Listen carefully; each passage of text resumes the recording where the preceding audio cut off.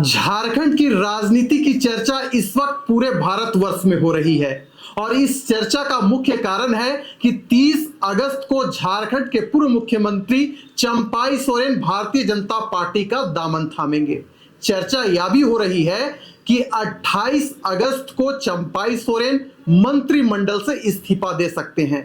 3 सितंबर को अमित शाह जो कि देश के गृह मंत्री हैं, उनका आगमन चंपाई सोरेन के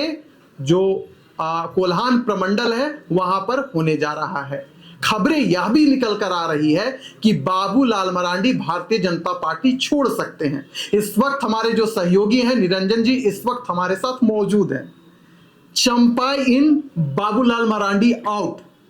यह जो कथन है कितना सही है कितना गलत है? बाबूलाल मरांडी जो इस वक्त तक भारतीय जनता पार्टी के सबसे बड़े कद्दावर नेता और सबसे बड़े नेता माने जा रहे थे और जो कवायद लगाया जा रहा था कि भारतीय जनता पार्टी 2024 की जो विधानसभा का चुनाव है वह बाबूलाल मरांडी के नेतृत्व पर, उनके चेहरे पर चुनाव लड़ेगी, क्योंकि एक तरफ हेमंत सोरेन है जो झारखंड में आदिवासियों के सबसे बड़े नेता हैं, वर्तमान में गठबंधन में उनकी सरकार नेता है वो। वैसे में बाबूलाल मरांडी ही जो है उनसे इस लड़ाई को लड़ सकते हैं। लेकिन जब से चंपाई सोरेन झामुमो से बगावत करके भारतीय जनता पार्टी के साथ उनकी बातचीत की बातें सामने आई मीडिया के माध्यम से, तब से यह बातें कही जाने लगी कि अब जो है झारखंड में बाबूलाल मरांडी का जो राजनीतिक करियर है उसका अब अंत होने के कगार पर है। और जो सवाल है आपका कि बाबूलाल और चंपाई इन, तो बाबूलाल का आउट होने का जो बात है वो इसलिए है क्योंकि अब चंपाई सोरेन के चेहरे पर भाजपा जो है चुनाव लड़ेगी, आगामी विधानसभा का चुनाव। और पिछले दिनों हमने इस बात को कहा भी था कि अगर चंपाई सोरेन भाजपा में आते हैं तो उनके अपने शर्त होंगे, अपने उनके जो है वो बातें होंगी, उनकी कुछ अपनी मांगे होंगे और वो अपने साथ साथ अपने बेटे बाबूलाल सोरेन के साथ भाजपा का दामन जो है वो 30 अगस्त को थामेंगे। और 24 तारीख को हम लोगों ने यह घोषणा कर दिया था कि 26 तारीख की जो दिन है वह झारखंड की राजनीति के लिए बेहद ही महत्वपूर्ण होगा और चंपाई सोरेन को यह डिसीजन लेना होगा, वह डिसीजन देंगे कि वह एक अलग पार्टी की ओर जाएंगे, अपना पार्टी का गठन करेंगे या फिर किसी का साथी बन करके उनके साथ कदम ताल करेंगे। और 26 तारीख की रात लगभग 10:30 बजे वह तस्वीरें सामने आ गई सोशल मीडिया के माध्यम से और पूरे राज्य सहित देश को पता चल गया कि चंपाई सोरेन 30 अगस्त को भारतीय जनता पार्टी का दामन थामेंगे। और जब से यह बातें मीडिया के माध्यम से सोशल मीडिया में सामने तस्वीरें आई है तब से झारखंड की राजनीति में हलचल मचा हुआ है। विशाल जी बिल्कुल, इस वक्त जो बीजेपी के प्रदेश अध्यक्ष हैं यानी बाबूलाल मरांडी दिल्ली में मौजूद हैं, अमित शाह से मुलाकात करेंगे। राजनीतिक गलियारों में जो चर्चाएं तेज है उस पर उनका डिस्कशन अमित शाह से होगा ही होगा। लेकिन एक सवाल उठ रहा है कि जो अर्जुन मुंडा है पूर्व में केंद्रीय मंत्री थे, बाबूलाल मरांडी झारखंड के प्रथम मुख्यमंत्री रहे हैं, इन दोनों के करियर में कहीं ना कहीं चंपाई खतरा बन सकते हैं, क्या कहेंगे?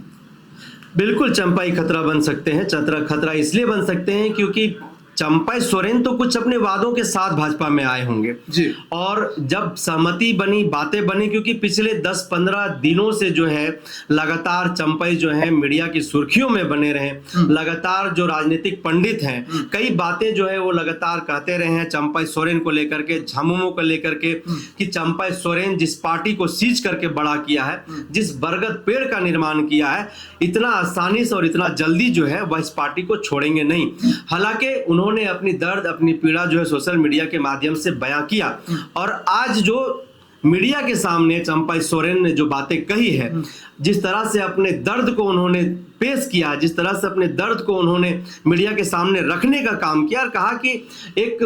वरिष्ठ नेता के तौर पर, एक सीनियर नेता के तौर पर मात्र जो है हम झामुमो में बने हुए थे, बस उतना ही मेरा एक सम्मान था कि झारखंड मुक्ति मोर्चा के एक वरिष्ठ नेता हैं, एक सीनियर नेता, इससे अलावा झामुमो में ना तो मेरा कोई सम्मान था ना ही मेरी कोई ऐसी पहचान थी। ऐसे में अब वो भाजपा में अमूमन आ चुके हैं, अब इस पर मुहर लग गया है कि चंपाई सोरेन और भाजपा के हो गए हैं, अब वो भगवा रंग में रख चुके हैं। ऐसे में जो पूर्व केंद्रीय मंत्री हैं अर्जुन मुंडा, जो अब तक ये भी कहा जा रहा था कि बाबूलाल मरांडी के बाद अगर सबसे बड़े कोई नेता हैं, भाजपा के चेहरे हैं, तो वह अर्जुन मुंडा हैं। और अर्जुन मुंडा राज्य की राजनीति करने के लिए चुनाव को जो है, चुनाव जब लोकसभा का चुनाव था तो सीट को भी वो हारे हैं, वहां पर जीत हासिल नहीं कर पाए क्योंकि उनको राज्य की राजनीति करनी थी। तो ऐसे में जो बातें आ रही है कि चंपाई सोरेन के बाद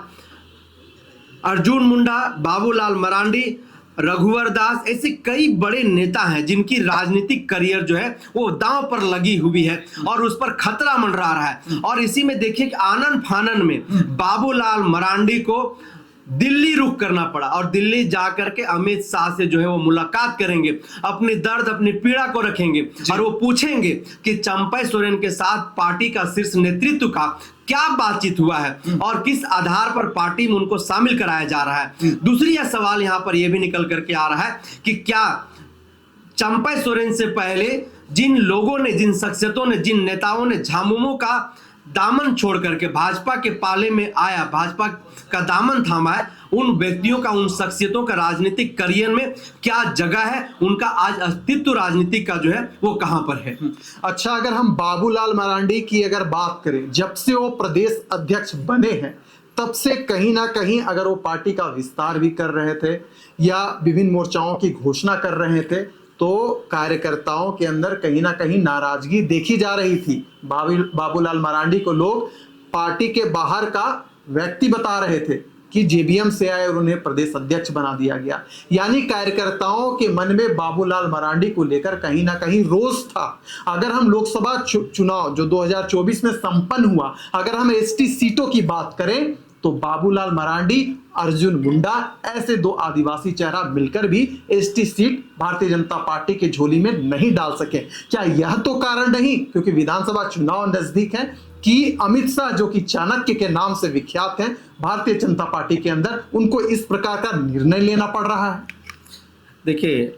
बाबूलाल मरांडी और अर्जुन मुंडा की जो बात है, लोकसभा चुनाव में जिस तरह से 5 के 5 अनुसूचित जनजाति आरक्षित जो लोकसभा की सीटें हैं, उन सभी सीटों पर उनको हार का सामना करना पड़ा और उसके बाद कई प्रकार के बाबूलाल मरांडी पर सवाल भी खड़ा हुए। यह कहा गया कि इस बार जितने भी प्रत्याशी झारखंड में भारतीय जनता पार्टी ने खड़ा किए हैं, जिस भी लोकसभा में उन्होंने कैंडिडेट दिया है, वह झारखंड विकास मोर्चा के कैंडिडेट हैं। आने की भाजपा लोकसभा के चुनाव में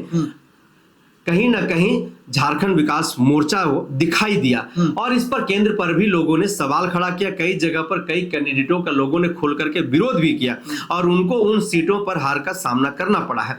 ऐसे में विधानसभा के चुनाव में जिस चाणक्य का सहारा, जिस चाणक्य का दम अमित शाह हो या फिर हेमंत बिस्व शर्मा हो या फिर शिवराज सिंह चौहान हो, तो ये लोग जानते हैं भली भांति कि झारखंड एक आदिवासी बहुल्य राज्य, आदिवासी सेंटिमेंट है यहाँ पर और भाजपा के खिलाफ में झारखंड में एक अलग लोगों के अंदर आक्रोश है, रोष है। लेकिन चंपाई सोरेन जो कोल्हान में एक बड़ा नेता है, कोल्हान में टाइगर के तौर से जाने जाते हैं और कोल्हान के क्षेत्र में 14 विधानसभा की सीटें आती हैं। अगर चंपाई सोरेन इस पर अगर खरा उतर जाते हैं तो चंपाई सोरेन इस बात का दावा करेंगे कि झारखंड का जो सीएम अगर सरकार बनाती है भाजपा तो वह चंपाई सोरेन होंगे। तो ऐसे में कई सारे जो सवाल हैं अभी भी भाजपा के लिए बना हुआ है और जिस तरह से दो बड़े चेहरे, आदिवासी चेहरे भाजपा के, खास करके अर्जुन मुंडा, समीर उरांव, बाबूलाल मरांडी, ऐसे कई बड़े चेहरे मिलकर के भी झारखंड में भाजपा को एक भी अनुसूचित आरक्षित जो सीट है लोकसभा का वो उसको नहीं दिला पाए। तो इसका भी कहीं ना कहीं आकलन, इसका समीक्षा भाजपा के केंद्रीय कमेटी, भाजपा की जो वरीय कमेटी है, जो कोर कमेटी है, इस पर वो कहीं ना कहीं विश्लेषण कर रही होगी और शायद इसीलिए उन्होंने हेमंत बिस्व शर्मा को, जो कहीं ना कहीं तोड़ मोड़ के लिए जाने जाते हैं, वो किसी नेता को अपने पाले में करना है तो कैसे करना, वो भी एक चाणक्य के तौर पर जो है इसलिए जाने जाते हैं। तो कहीं ना कहीं हेमंत बिस्व शर्मा और मध्य प्रदेश के पूर्व मुख्यमंत्री, वर्तमान के केंद्रीय मंत्री शिवराज सिंह चौहान को झारखंड में जो है भाजपा ने उतारा है प्रभारी और सह प्रभारी बना करके। तो इन सबों के बीच में झारखंड के लोगों का जो कहना है, जो बातें कहना है कि भाजपा को जितनी ताकत लगानी है वह ताकत लगा ले, लेकिन झारखंड में कहीं ना कहीं जो खमियाजा अब तक जो जिन नेताओं का यहाँ पर रहा है झामुमो छोड़ने के बाद जो है वह कहीं ना कहीं आगे भैया अग्रसर रहेगा। कुछ दिन पूर्व ही भाजपा कोर कमेटी की बैठक हुई थी। इस बैठक में चंपाई सोरेन से जुड़े मामलों पर निर्णय ले लिया गया था। यही कारण है कि चंपाई सोरेन दिल्ली जाते हैं, अमित शाह से मुलाकात करते हैं और फिर ऐसे खबरें निकल कर आती है कि 30 अगस्त को चंपाई सोरेन भगवामयी हो जाएंगे। इस खबर से जुड़े जो अपडेट आता रहेगा हम आप तक पहुंचाएंगे, लेकिन फिलहाल दीजिए हमें इजाजत।